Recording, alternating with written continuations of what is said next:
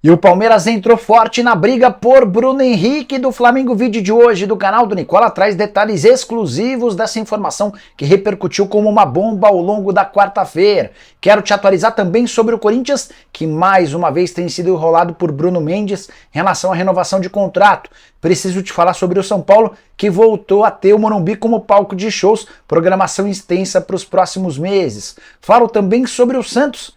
Existe alguma chance de Sampaoli, em caso de demissão no Flamengo, ser contratado pelo Peixe? Para completar tudo sobre a SAF do Fortaleza, quero te falar sobre Pedro Caixinha, técnico português, que vai muito bem no Red Bull Bragantino e certamente terá propostas de clubes grandes para 2024, as últimas do mercado, bastidores, finanças e muito mais. Antes, deixa eu só me apresentar, me chamo Jorge Nicola, jornalista esportivo, e o objetivo por aqui é deixar você por dentro de tudo que está rolando com o seu clube do coração. Para não perder nada, só apertar esse botão vermelho de inscreva-se. Combinado? Bora começar o vídeo com o tradicional giro de notícias, e a primeira informação é sobre o Flamengo, que convocou para a tarde dessa quinta-feira, 12 horas. Entrevista coletiva com Marcos Braz no Ninho do Urubu. Vai ser a primeira vez que o vice-presidente do Flamengo vai se pronunciar depois de bater em um torcedor rubro-negro. Quero te falar também que o jogo do Flamengo contra o Santos, inicialmente marcado para o Maracanã, vai acontecer no Mané Garrincha, em Brasília, possivelmente em 1º de novembro. O Flá não vai ter o Maracanã à sua disposição, porque o estádio estará cedido para a Conmebol por conta da final da Libertadores da América. Restam só 3.200 ingressos para o duelo entre Atlético Mineiro e Cuiabá, terceiro jogo do Galo na Arena MRV. Enfim, o Galo conseguiu achar um valor ideal para a cobrança de ingressos, e o próximo jogo em casa vai ter lotação máxima, 40 mil ingressos foi a carga total disponibilizada por mercado.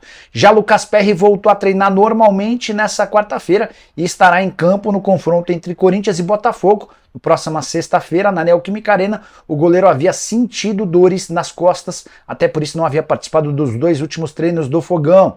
Para completar o giro de notícias, a atualização sobre o Júnior Tavares, lateral esquerdo da Ponte Preta, vai passar nessa quinta-feira por cirurgia na cabeça. Ele tem um tumor do tamanho de um tomate na cabeça. Essa cirurgia já havia sido agendada em outros momentos, agora sim realizada. Com um detalhe importante: a Ponte se comprometeu a bancar todos os custos da cirurgia.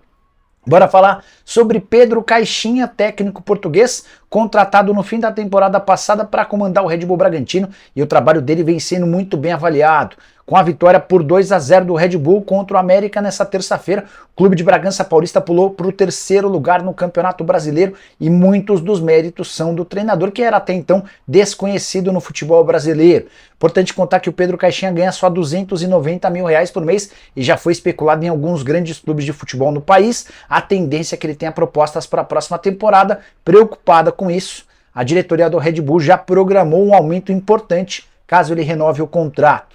Só para completar, queria te contar alguns dos métodos do Pedro Caixinha. Um técnico português bem diferente de vários outros, como Jorge Jesus e Abel Ferreira. Ele não curte badalações, aparições, não é grosseiro com seus atletas, muito pelo contrário, tem uma excelente relação e gestão do elenco. Cobra quando necessário, dá bronca, não faz diferença entre o jogador mais experiente e os novatos. Muito bem avaliado internamente. Fiquem de olho em Pedro Caixinha, é alguém para a gente ficar muito atento, pode pintar em clube grande do futebol nacional. Hora de falar sobre o Fortaleza, que está mais perto de se tornar SAF, Sociedade Anônima do Futebol. No próximo sábado, os conselheiros e sócios do Fortaleza vão votar se são a favor ou contra a transformação da SAF ou do Fortaleza numa SAF. Mas a ideia é um pouco diferente em relação a, por exemplo, a Cruzeiro, Botafogo, Vasco. O Fortaleza não pretende vender a maior parte das suas ações, ele não quer perder o controle do clube. É algo mais inspirado no que fez o Bayern de Munique, que manteve o poder das decisões nas mãos do Bayern e acabou por negociar percentuais da SAF do Bayern para empresas grandes.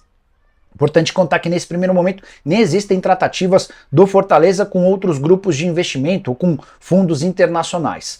O Fortaleza quer já se transformar numa SAF, atenta às opções do mercado. Vale a lembrança de que o América já fez esse caminho em janeiro do ano passado e vive como uma SAF, com uma nova carga tributária, com uma série de diferenças em relação à associação. Fortaleza deve ir pelo mesmo caminho. Outro ponto importante: a ideia no Fortaleza é transformar o Marcelo Paz, o atual presidente do clube, em CEO da SAF. Ele passaria a ser remunerado pela SAF para tocar o departamento de futebol, a SAF cuidaria exclusivamente do futebol do Fortaleza, um dos clubes mais bem administrados do futebol brasileiro. Mas Nicola, para que transformar o Fortaleza numa SAF? A resposta do Marcelo Paz, a ideia é que o clube possa dar mais um salto. A percepção é que, de um atual modelo, Fortaleza não vai conseguir ser capaz, por exemplo, de disputar nunca um título do Campeonato Brasileiro. Se o clube se transforma na SAF e dá esse passo de maneira correta, pode fazer com que esse time seja ainda mais competitivo em cenário nacional e internacional. Bora falar agora sobre Sampaoli e o boato de que ele pode assumir o comando do Santos. Que os dias estão contados para o Sampaoli no Flamengo, isso não é novidade. Se o Flamengo, por exemplo, tomar uma goleada do Goiás nessa noite, pode cair nessa própria quarta-feira. Caso contrário, empate, vença ou perca por pouco, ele deve permanecer pelo menos até o jogo contra o São Paulo, domingo no Morumbi. Em caso de perda do título, nada deve segurar o treinador argentino, nem a multa rescisória de 2,5 milhões de euros, que equivale a mais ou menos 13 milhões de reais. E é nesse cenário de demissão do Sampaoli que especula-se que o Santos pode contratá-lo. O Sampaoli, que já fez trabalho bem legal à frente do Peixe, para mim foi o melhor trabalho do argentino no futebol brasileiro. Ele também passou pelo Atlético Mineiro. A chance disso acontecer, para mim, é zero. Sampaoli não vai trocar o Flamengo ou deixar o Flamengo para logo depois assumir o Santos, nem combina com os métodos de trabalho dele. Toda vez que ele deixa um clube, ele fica bastante tempo desempregado. A condição do Santos hoje é extremamente perigosa, o time correndo risco de rebaixamento, com muitas deficiências no elenco. É importante destacar também que há eleição prevista para o fim da temporada, ou seja, ele acertaria agora com o Andrés Rueda sem a certeza de que ficaria para a próxima temporada. Não parece ser o estilo de trabalho que o Jorge Sampaoli costuma buscar. A expectativa do Sampaoli é de aguardar por ofertas de outros clubes, certamente com 13 milhões na conta, por conta dessa multa rescisória que o Flamengo terá de pagar com sua demissão. Sampaoli terá tempo para pensar seus próximos passos. Peixe que gostaria de contar com o Fábio Carille, mas o ex-treinador do Peixe do Corinthians já deu sinalização de que prefere continuar na segunda divisão do futebol japonês. Bora mudar de assunto e falar sobre o Corinthians. Muitos me perguntando sobre a situação de Bruno Mendes, nenhuma novidade. O Corinthians havia programado, na volta da data FIFA, que terminou na terça-feira da semana passada, um encontro com o zagueiro, com o empresário. E o modus operandi do Bruno Mendes e do seu representante, que é uruguaio, segue o mesmo. De enrolar o Corinthians. O Timão tem se esforçado para um último encontro.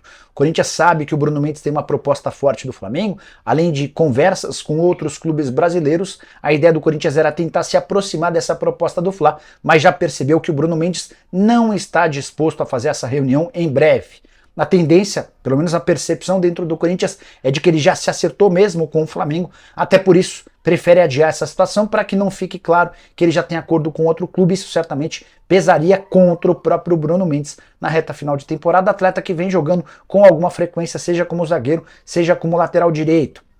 Bruno comprado do futebol uruguaio por 22 milhões de reais, se confirmada a saída dele de forma gratuita. O contrato se encerra em 31 de dezembro, baita prejuízo, mais um de André Sanches, Duílio Monteiro Alves e Companhia Limitada. Esse caso específico do Duílio, que teve bastante tempo para prorrogar o contrato do atleta, mas não conseguiu. Hora de falar sobre o São Paulo transformando ou voltando a fazer do Morumbi um verdadeiro palco de shows da cidade de São Paulo. Morumbi, durante muitos anos, era o palco das grandes apresentações. Com a pandemia e com a chegada do Allianz Parque, o Tricolor acabou perdendo esse status para o estádio do Palmeiras. Aos pouquinhos isso vem mudando. Nessa temporada, por exemplo, Coldplay se apresentou em 6 dias seguidos, ou alternados, né? Levando sempre mais de 70 mil pessoas. Metallica já havia se apresentado na temporada passada e, de acordo com o GE, o São Paulo tem uma programação de pelo menos 20 shows até dezembro de 2025. Essa conta deve aumentar com negociações que ainda estão por vir. Próximos shows confirmados: Red Hot Chili Peppers no dia 10 de novembro e RBD, nos dias 12 e 13 também de novembro. É bom que você já utiliza o mesmo palco montado para o primeiro show. Importante lembrar também que o estádio do São Paulo já recebeu 212 shows em toda a sua história. As apresentações desses 20 shows que ainda estão por vir até dezembro de 2025, com apresentações internacionais de bandas super famosas e também alguns grupos brasileiros. Queria saber de você, torcedor do São Paulo, como é que você vê essa questão do São Paulo e do Morumbi se transformando numa casa de shows. Você gosta da ideia? Use espaço para comentário e avalie, beleza? Bora fechar o vídeo para falar sobre a grande bomba da quarta-feira. o interesse do Palmeiras em contratar Bruno Henrique. Na semana passada cheguei a dizer que se fosse dirigente do Palmeiras já teria feito uma proposta oficial para contratar o atleta cujo contrato com o Flamengo se encerra em 31 de dezembro, ou seja, o Bruno pode assinar um pré-contrato para se mudar de graça para qualquer outro clube.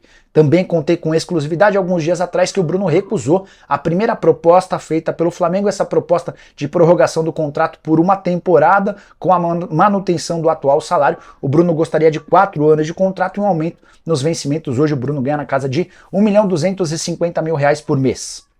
O pessoal do UOL trouxe a informação nessa quarta-feira de que o Palmeiras já buscou abrir negociações com os representantes do Bruno Henrique. Chequei com uma fonte minha no Palmeiras e quero acrescentar em cima da notícia que está confirmada.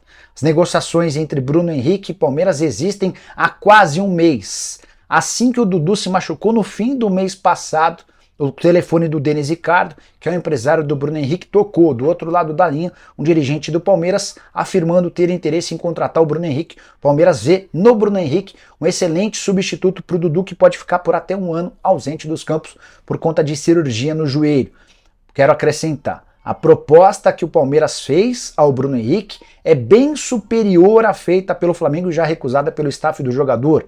Pessoa com quem conversei do Verdão chegou a dizer o seguinte, abre aspas, o Palmeiras não entrou de brincadeira nessa história, fecha aspas. O que isso deve causar? Certamente a necessidade do Flamengo em melhorar sua proposta. O Bruno Henrique sempre deixou claro que a sua prioridade era permanecer no Flamengo para a próxima temporada. Embora o Bruno tenha se decepcionado com a atitude da diretoria do Flamengo lá em janeiro. Ele e seu representante haviam pedido para o Marcos Braz e para o Bruno Spindel que estendessem esse contrato antes dos últimos 6 meses da janela.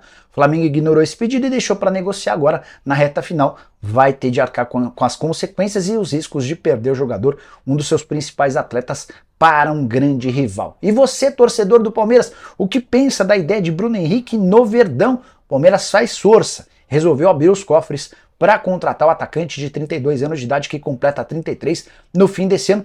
Tiraria o Bruno Henrique de graça do Fla. Use o espaço para comentário, não esquece de deixar like, de se inscrever no canal. A gente se encontra, abraço, tchau!